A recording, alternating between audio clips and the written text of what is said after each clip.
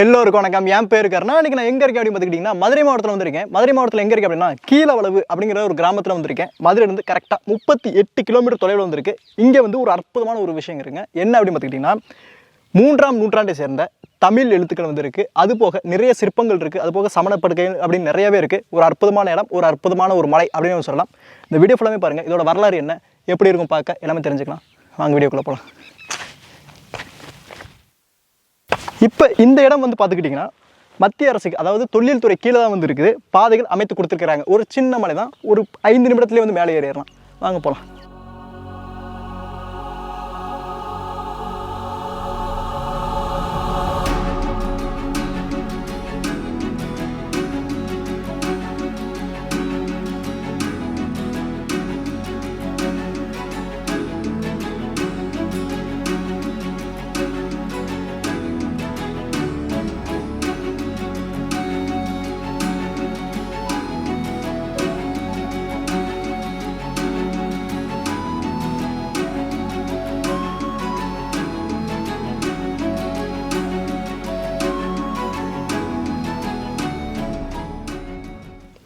மேலே ஏறிக்கிட்டு இருக்கப்பே வந்து இடது பக்கம் வந்து பார்த்திங்கன்னா ஒரு சின்ன ஒரு நீர் குட்டை மாதிரி வந்து இருக்குது. இது வந்து ஒரு சமண பள்ளிங்க. சமண பள்ளி அப்படின்னா இந்த இடத்துல சமணர்கள் வந்து தங்கியிருப்பாங்க. அமணர்கள் அவர்கள் அப்படியே சமணமாக வந்து மாறுது. சமணர்கள் தங்கியிருப்பாங்க. கல்வி, மருத்துவம் இந்த மாதிரி நிறைய போதிப்பாங்க. இது வந்து ஒரு ஸ்கூல் அப்படின்னு சொல்லலாம். இப்போ இருக்கிற ஒரு பள்ளிக்கூடம். இப்போது அந்த காலத்து பள்ளிக்கூடம் 1700 வருடத்திற்கு முந்தைய ஒரு பள்ளிக்கூடம். இங்கே தான் அவங்களோட நீர் தேவைக்கு இங்கே வந்து ஒரு சின்ன வந்து வடிவமைச்சிருக்காங்க. ஒரு அற்புதமாகவே இருக்குது. பார்த்துட்டு போகலாம். ஆனால் இப்போ கொஞ்சம் நீர் வந்து கொஞ்சம் கலங்கலாக இருக்குது.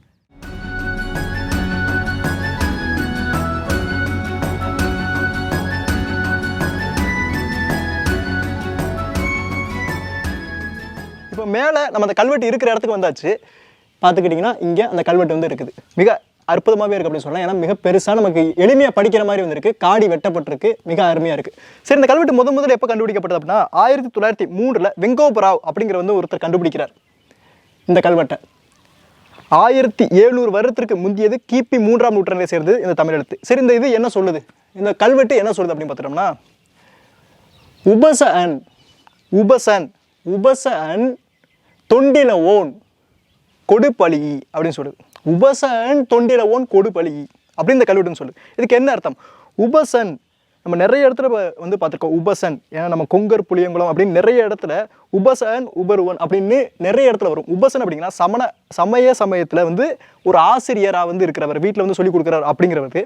தொண்டில ஓன் தொண்டி, பாண்டியர்களோட கீழக்கரைக்கரை அந்த காலத்தில் துறைமுகத்துக்கு பேர் தொண்டி அப்படின்னு சொல்லுவோம்.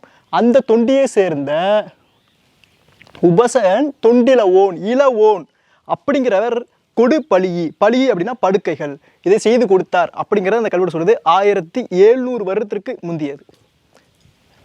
மிக பெருசாகவே இருக்குது. நம்மளால் மிக மிக எளிமையாக படிக்க முடியுது. உங்களுக்கு தெரியுதுங்களா? நான் அன்றைக்கே சொன்னேன் ஐ மாதிரிலாம் போட்டால் நான் அப்படி சொன்னேன். பார்த்தீங்களா? உங்களுக்கு கீழே கொடுக்குறேன், நீங்கள் வந்து ட்ரை பண்ணி பாருங்கள். இங்கே வந்தீங்கன்னா இதை வந்து படித்து பாருங்கள்.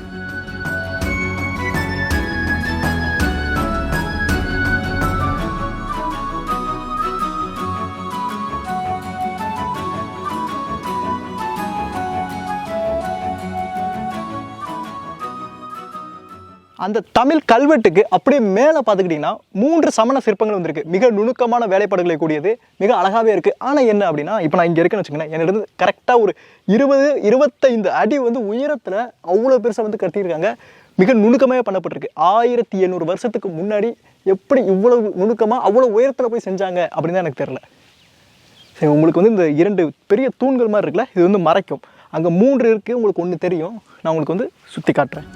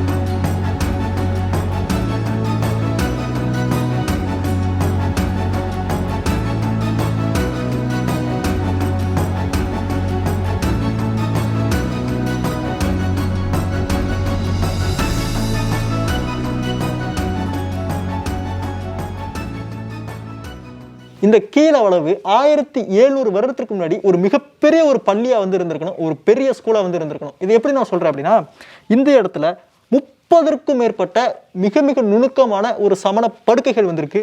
வேறு எங்கேயுமே இல்லாத அளவுக்கு, மதுரையில் மட்டும் 18 இடங்கள் இருக்குது, வேறு எங்கேயுமே இல்லாத அளவுக்கு மிகவும் வளவளப்பான நேர்த்தியாக செய்யப்பட்ட ஒரு சமண படுக்கைகள். சரிங்களா? அது பக்கம் ஒரு தமிழ் பிராமி கல்வெட்டு, தமிழி கல்வெட்டு, மேலே 3 சமண சிற்பங்கள், அப்படியே இன்னும் ஒட்டி போனோம்னா 6 சமண சிற்பங்கள் வந்திருக்கு. இது ஒரு மிகப்பெரிய ஒரு அளவு அப்படின்னு சொல்லலாம். மதுரையில் வேறு எந்த அளவுக்கும் இந்த மாதிரி கிடையாது.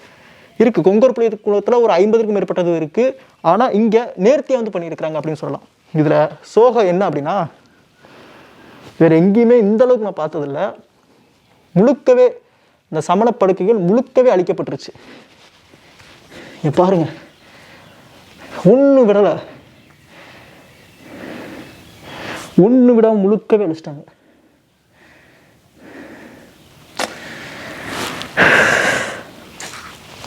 இதில் என்ன சோகம் அப்படின்னா, இந்த இடம் இந்த இடத்த இப்போ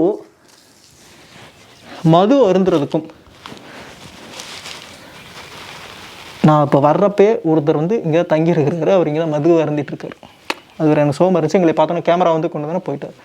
ஸோ இது ஒரு மது அருந்தும் இடமாகவும் ஒரு தப்பு பண்ணுற இடமா அதை வந்து அவர் ஆக்கிட்டாங்க. இது ஒரு ஸ்கூலை.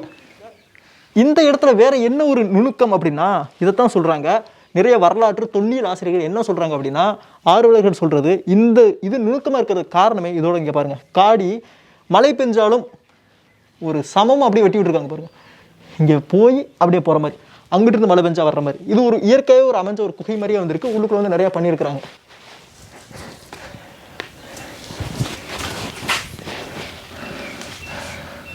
ஒன்று, 2, 3, 4, 5, 6, 7, 8 கிட்டத்தட்ட உள்ளுக்குள்ளேயே ஒரு 8 இயற்கையாக ஒரு அமைந்த ஒரு குகை. உள்ள நல்லாவே இருக்குது.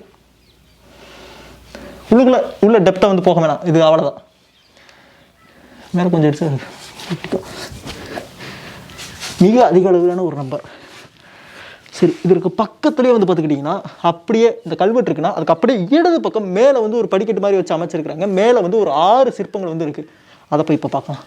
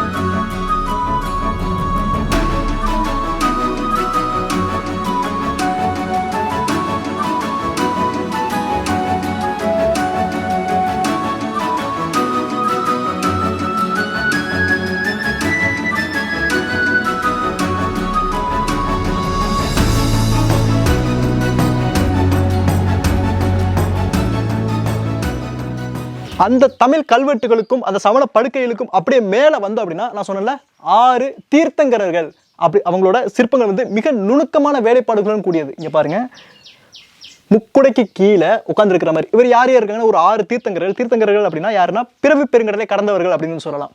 6 தீர்த்தங்கரர்கள் சாமரம் வீசுறவங்களோட, அதாவது தியானத்தில் இருக்கிற மாதிரி முக்குடைக்கு கீழே இருக்கிற மாதிரி வடிவமைக்கப்பட்டிருக்கு.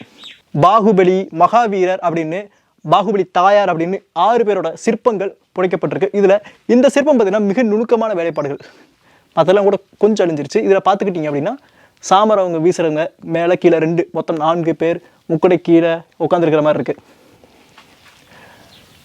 இந்த சிற்பங்கள் 9, 10 நூற்றாண்டை சேர்ந்தவை அப்படின்னு இந்திய தொழில்துறை வந்து சொல்லியிருக்கிறாங்க.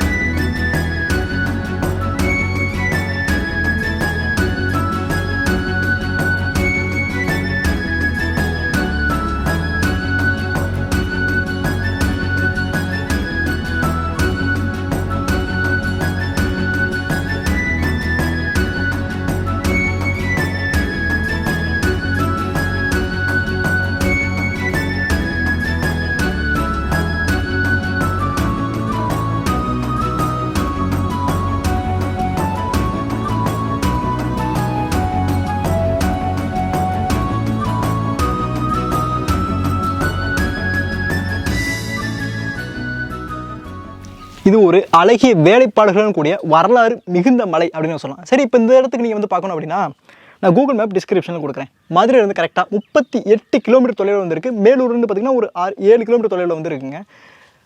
மேலூர்லேருந்து திருப்பத்தூர் போகிற மெயின்லேயே வந்து வரும். கீழவளவு இடது பக்கம் வந்து வளைஞ்சு வரணும். நான் எக்ஸாக்டாக கூகுள் மேப் டிஸ்கிரிப்ஷனில் கொடுக்குறேன். இங்கே பாதுகாப்புக்கு யாருமே வந்து கிடையாது. நீங்கள் வர்றீங்க அப்படின்னா தகுந்த பாதுகாப்போட வாங்க. ஃபேமிலியாக வரீங்கனாலும் கொஞ்சம் சேஃப்டியாகவே வந்து வாங்க. தனியாக பெண்கள் யாரும் வர வேண்டாம் அப்படின்னு தான் நான் ரெக்கமெண்ட் பண்ணேன். ஏன்னா இது ஒரு மிகப்பெரிய ஒரு பள்ளி, மிகப்பெரிய ஒரு வரலாற்று இடம், ஒரு அற்புதமான இடம். ஆனால் என்ன ஒன்றுனா இப்போ இந்த இடம் வந்து மது அருந்துவதற்கும் இந்த கஞ்சா இந்த மாதிரி இதுக்கு தான் வந்து பயன்படுது. இப்போ பக்கத்துலேயே பார்த்திங்கன்னா இந்த ஒரு மலை மட்டும் தான் இருக்குது. நிறைய மலை வந்து வெட்டி எடுத்துட்டாங்க. அது மிகப்பெரிய ஒரு சோகம். தொழில் துறை, தமிழக அரசு, அதுபோக மத்திய அரசு இதை வந்து பாதுகாக்கணும் அப்படின்னு நான் சொல்கிறேன். ஆனால் இந்த வீடியோ பிடிச்சி லைக் பண்ணுங்கள், பிடிக்கல டிஸ்லைக் பண்ணுங்கள், ஷேர் பண்ணுங்கள், சப்ஸ்கிரைப் பண்ணுங்கள். இதே மாதிரி ஒரு அற்புதமான ஒரு வரலாறு உங்கள் ஊரில் இருக்குன்னு சொல்லுங்கள். கண்டிப்பாக வருவேன். நெக்ஸ்ட் வீடியோ பார்க்கலாம் 5 மணிக்கு.